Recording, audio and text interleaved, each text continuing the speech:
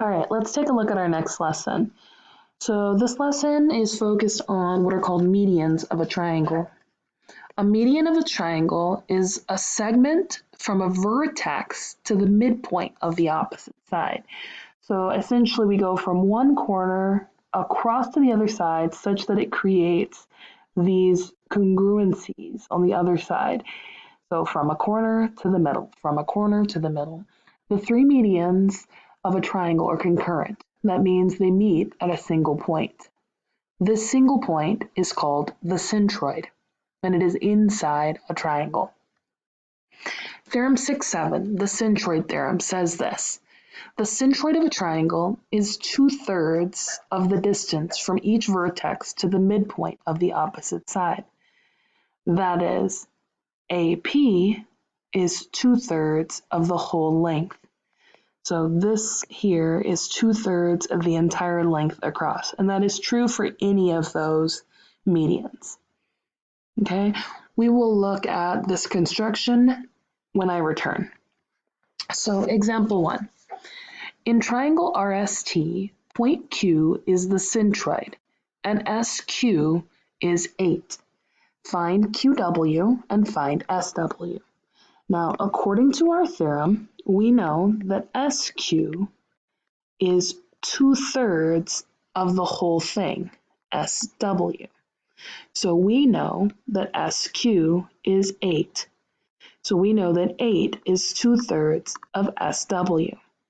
We would like to solve this equation for SW. So we will multiply by 3 on both sides. And we get that 24 is equal to 2 SW.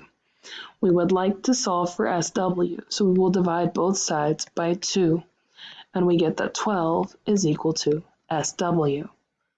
Now we would also like to find QW. Now we know that SQ and QW have to make 12. So we know that QW must be 4, because 4 plus 8 is 12. Your turn. Give it a try. In triangle RST, point Q is the centroid, and VQ is 5. Find RQ and RV. Now be careful in this problem, because in this problem, they do not give us the longer one. They do not give us the one that is 2/3.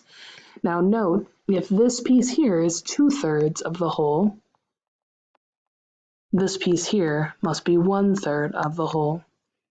Use that to help you set it up and solve. All right, example 2.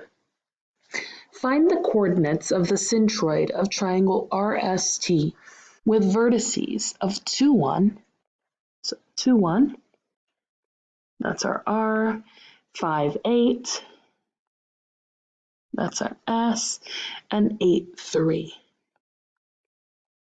That's our T.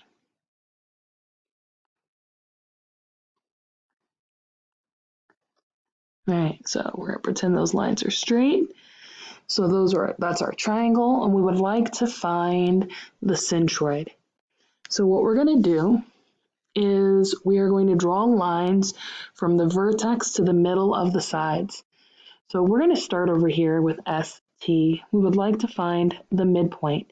Now remember, the midpoint is given by adding the x's and cutting in half, and adding the y's and cutting in half. So the midpoint here, 5 plus 8 is what? 13. Half of 13 is 6.5.